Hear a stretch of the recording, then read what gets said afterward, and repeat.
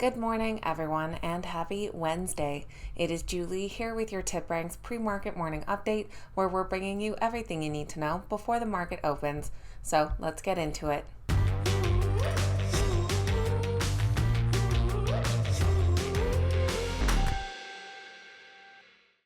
Alright guys, welcome back and thank you all so much for being here. We've made it halfway through the week and to the very first day of February.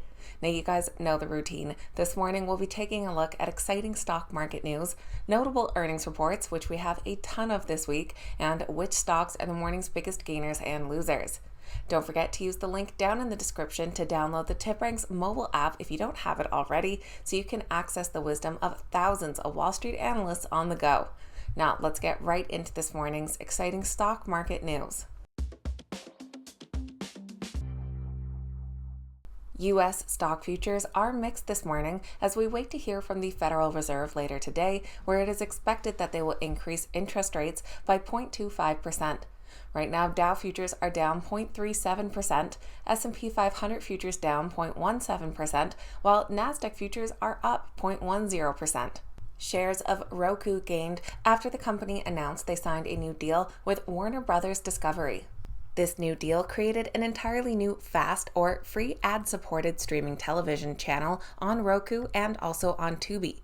Under the new deal, Warner content, including such shows as Westworld and Finding Magic Mike, will arrive at no charge and be wholly supported by ads on these platforms. The Roku stock is currently rated a hold with a pretty flat average price target. Intel will be making pay cuts, including a 25% cut to their CEO's base salary. Senior leaders will see reductions of 10 to 15%, and mid-level workers will see about a 5% cut. Hourly workers will not have their pay reduced. Intel said that these changes are designed to impact our executive population more significantly and will help support the investments and overall workforce needed to accelerate our transformation and achieve our long-term strategy. Analysts currently rate the Intel stock a hold with a slight downside of 2%. And in other cost-cutting measures, PayPal will be laying off about 2,000 employees, or about 7% of their global workforce. Their CEO said that while we have made substantial progress in right-sizing our cost structure and focused our resources on our core strategic priorities, we have more work to do. These reductions will occur over the coming weeks, with some organizations impacted more than others. The PayPal stock is currently rated a moderate buy with an average upside of 24%. And with the start of the month comes electric vehicle delivery numbers from the three big Chinese EV companies, Li Auto, NIO, and XPeng. All three stocks are on the rise despite seeing big month-over-month declines.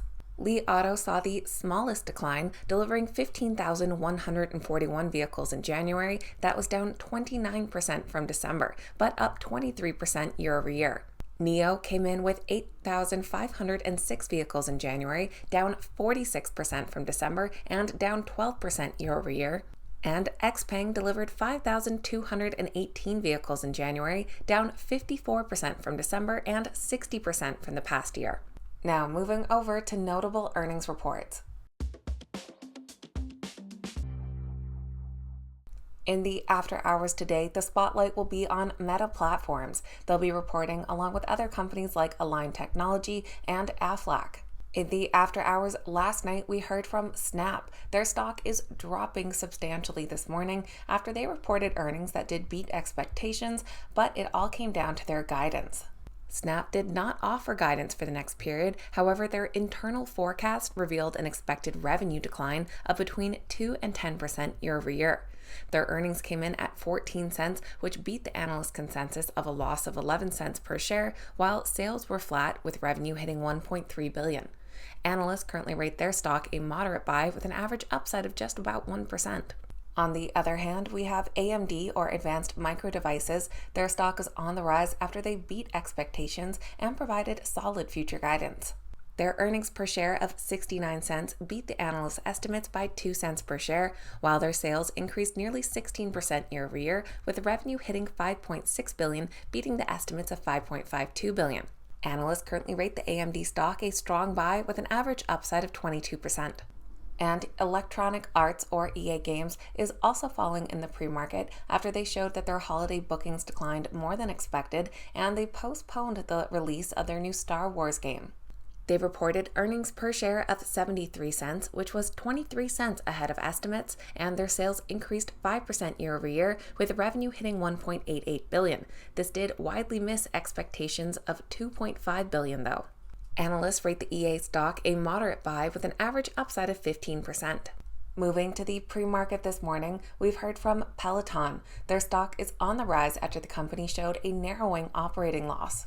They reported revenue of $792 million, which did decline 30% year over year, but beat expectations by over $80 million.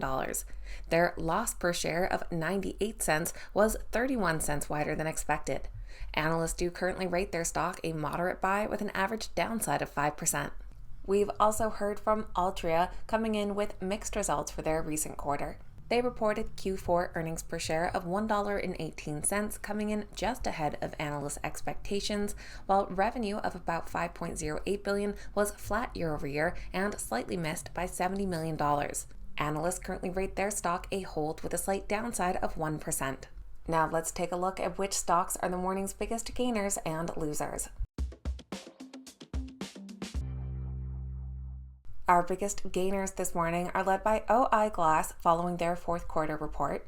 Trading under the ticker OI, the stock is up 10.4%. They're followed by Transocean under RIG, their stock is up 5.34%, and Stryker under SYK, who's up over 5%. And our biggest losers this morning are led by Snap following their disappointing guidance. Trading under the ticker SNAP, the stock is currently down over 14%. They're followed by Electronic Arts under the ticker EA, down 10.6%, and Match Group under MTCH, down just over 9%. So that is going to be everything for Wednesday's pre-market morning update, getting you up to speed with what you need to know before that opening bell. If you made it to the end, don't forget to hit that thumbs up button and say good morning in the comments. I always appreciate hearing from you guys.